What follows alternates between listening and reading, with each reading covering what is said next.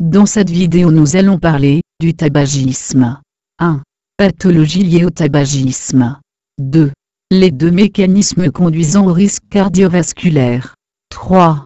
Comment évaluer la dépendance à la nicotine, test de Fagerström. 4. Conduite à tenir devant un patient tabagique. La fumée du tabac est responsable de nombreuses maladies qui doivent être reconnues, car la prévention tabagique permet de les éviter, et l'arrêt du tabac en est souvent le principal traitement. 1. Pathologie liée au tabagisme. La fumée du tabac respirée par le fumeur, ou à laquelle est exposé involontairement le non-fumeur, est un produit toxique, facteur de risque de nombreuses maladies. Elle est responsable de dizaines de maladies, des plus bénignes aux plus graves. Ainsi, elle augmente le risque de pathologies aussi variées que l'acné chez les adolescents, les infections respiratoires et non respiratoires, ou l'histiocytose. Les 4 affections principales liées à la fumée du tabac sont la bronchopneumopathie chronique obstructive qui, dans plus de 80% des cas, est liée à la fumée du tabac, les cancers du poumon, otorhinolaryngés, mais aussi le cancer de l'ésophage, du rein, de la vessie, les maladies cardiovasculaires, infarctus du myocarde. Accident vasculaire cérébral, mort subite, les conséquences sur la grossesse. 2.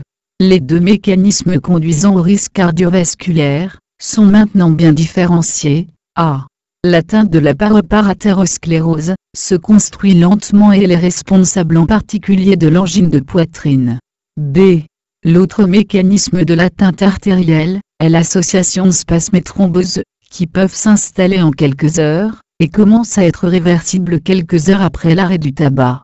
Ce deuxième facteur est le risque majeur lié au tabac et responsable, en particulier, de la mort subite et de l'infarctus.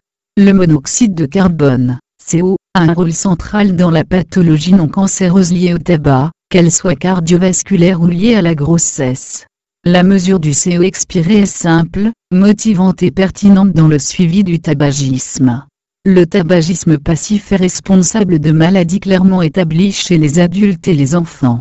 Il doit être recherché devant une pathologie, mais aussi en prévention primaire. 3. Test de Fagerström, évalue la dépendance à la nicotine. Le score de 0 à 3, fumeur non dépendant. Le score entre 4 et 6, fumeur dépendant. Le score entre 7 et 10, fumeur très dépendant. 4. Conduite à tenir devant un patient tabagique.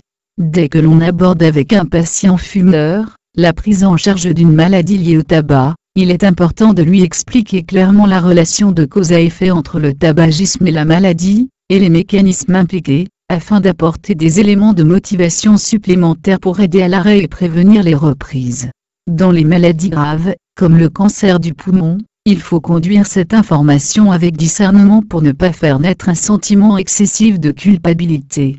Une fois la maladie survenue, l'arrêt du tabac est souvent un élément important du traitement. La survie après cancer bronchique, ou après infarctus est divisée par 2, si l'arrêt du tabac n'est pas obtenu. Pour les maladies chroniques, comme l'artériopathie des membres inférieurs ou la BPCO, l'arrêt du tabac s'accompagne d'un arrêt d'évolution de la maladie. Tabagisme passif a des conséquences maintenant bien établies.